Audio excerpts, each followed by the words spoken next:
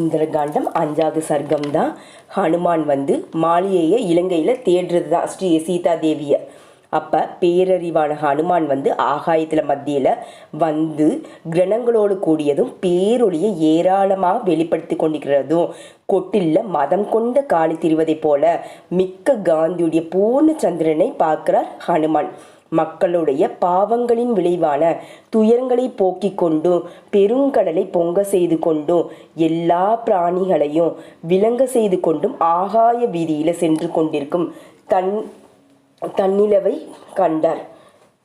எந்த திருமகள் உலகில் மந்திரமலையில் வசிக்கிறாளோ அதே போல பிரதோஷ காலங்களில் பெருங்கடல்ல உரைகின்றாளோ நீர்நிலை தாமரையில் காணப்படுகிறாளோ அவள் அழகாக ஒளி, செழுமை, வெற்றி, உற்சாகம், மகிழ்ச்சி ஆகியவற்றின் உருவக தேவதை சந்திரனிடத்துல பிரகாசிக்கிறார்.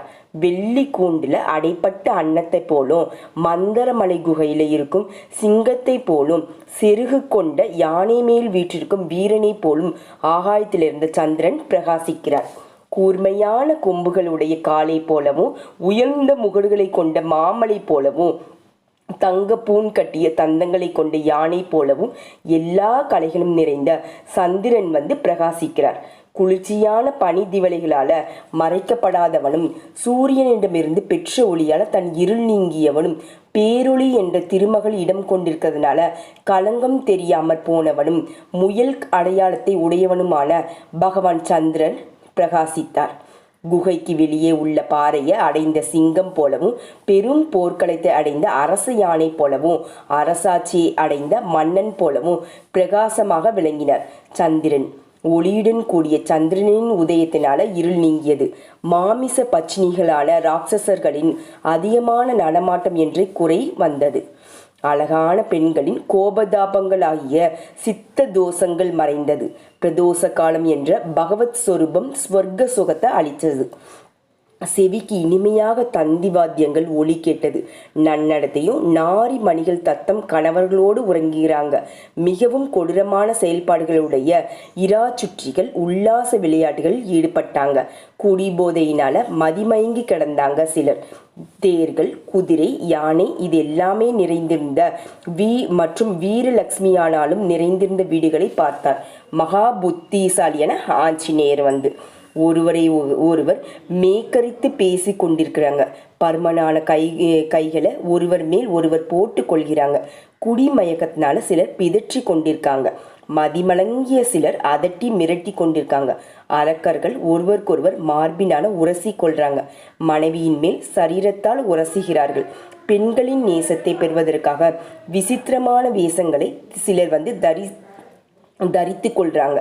சிலர் உறுதியான விற்களில் நானேற்றி டங்காரம் செய்கிறாங்க. நேசம் மிகுந்த பெண்கள் தன் கணவனுக்கு பரிமள திரவியங்களை பூசி கொண்டிருந்தாங்க.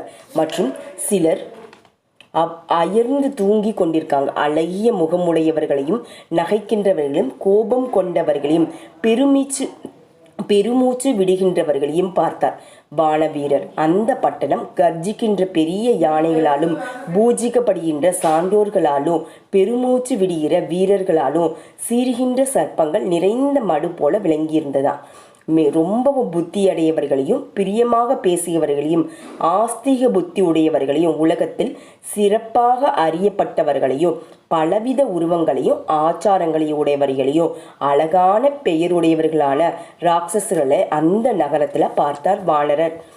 அங்க நல்ல அழகுள்ளவர்களும் பலவிதமான குணங்கள் உடையவர்களும் தம் குணத்திற்கேற்றபடி செயல்படுவர்களையும் பார்த்து ஆனந்தப்பட்டார் ஹனுமான். சிலர் ஒளி வீசிக்கொண்டு அழகாக இருப்பதையும் மற்றும் சிலர் குருபிகளாக இருப்பதையும் பார்த்தார் வாயுபுத்திரர். பின்னர் சான்றோர்களுக்கு ஏற்றவாறு நல்ல குணமுடைய மாதர்களையும் மிகவும் தூய உணர்வு உடையவர்களையும் பதினியிடத்திலும் பானத்தினிடத்திலும் ஒட்டுதல் உடையவர்களையும் நட்சத்திரங்களை போல ஜொலித்து கொண்டவர்களையும் அங்க பார்க்கிறார் மாருதி. காந்தியினால பிரகாசிக்கின்றவர்களையும் வெக்கத்தால அங்கங்களை மூடிக்கொண்டவர்களையும் மலர்களால் மறைக்கப்பட்ட பெண் பறவை போல் இரவு வேளையில மதன கேளிகைகளை தழுவி அணைத்து கொள்ளப்பட்டவர்களையும் அதனால் ரொம்ப மகிழ்ந்தவர்களையும் பார்க்கிறார் வாயு மைந்தர் ஹனுமான். மற்றும் சிலர் மாளிகையின் மேல தளத்துல கணவரின் மடியில படுத்து சுகமாக உறங்குவதையும் கணவனுடைய அன்புக்கு பாத்திரமானவர்களையும் அறநெறியில் ஊன்றியவர்களையும் வானோரத்தர் பார்த்தார். தங்கம் போன்ற நிறமுடைய சில பெண்கள் படுத்திருந்தார்கள். சிலர் உருக்கிவிட்ட பொன்வண்ணமாக இருந்தார்கள். சிலர் போர்வை விலகியபடி இருந்தார்கள். மேலும் கணவன் அருகில் இல்லாத போதிலும் சில பெண்கள் அழகுடைய வெண்மையான சந்திரன் போல் இருந்தார்கள். பிறகு தன் மனதிற்கு பிடித்த ஆச நாயகர்களை பெற்று தம் வீடுகளில் மிகவும் மகிழ்ச்சியோடு இருந்த பெண்களையும் அந்த வான வீரர் பார்த்தார். ஹனுமான் பார்க்குறாங்க.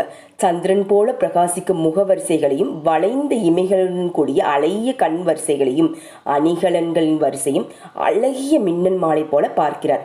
ஆஞ்சநேயர் நிகரில்லாத அழகியும் அறநெறி தவறாத குலத்தில் தோன்றியவர்களும் நல்ல இடத்தில் வளர்ந்து பூத்துள்ள கொடி போன்றவளும் மெலிந்த சரீரமுடையவளும் தன் விருப்பப்படி ஒரு காரியத்தை செய்து முடிப்பதற்காக தோன்றிய அழகியுமான சீதையை மட்டும் காணல.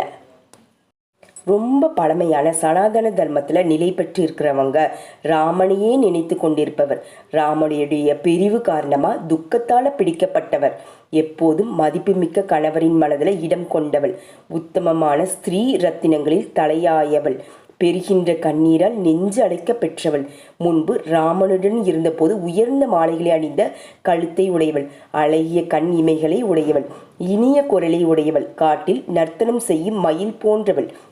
இயற்கையில் பூர்ண சந்திரன் போன்று அழகிய முகமுடையவளாயினும் இப்போது விரகத்தினால் தெளிவாக பிரகாசிக்காத சந்திரக்கலை போன்றும் அழகுக்கு படிந்த தங்க சிலை போலும் புண்ணான இடத்தில் செலுத்தப்பட்ட பானம் போன்றும் வாயுவினால சிதறடிக்கப்பட்ட சிறு மேகங்கள் போலும் இருப்பவள். பேசுகிறவர்கள் சிறந்தவளான சக்கரவர்த்திக்கு திருமகன் ராமனுடைய மனைவி சீதா தேவியை வெகு நேரம் தேடியும் காணாததால துக்கத்தால் தாக்கப்பட்டு மனம் கலங்கி மதியிழந்து போனார் ஹனுமான். ஜெய் ஸ்ரீராம்.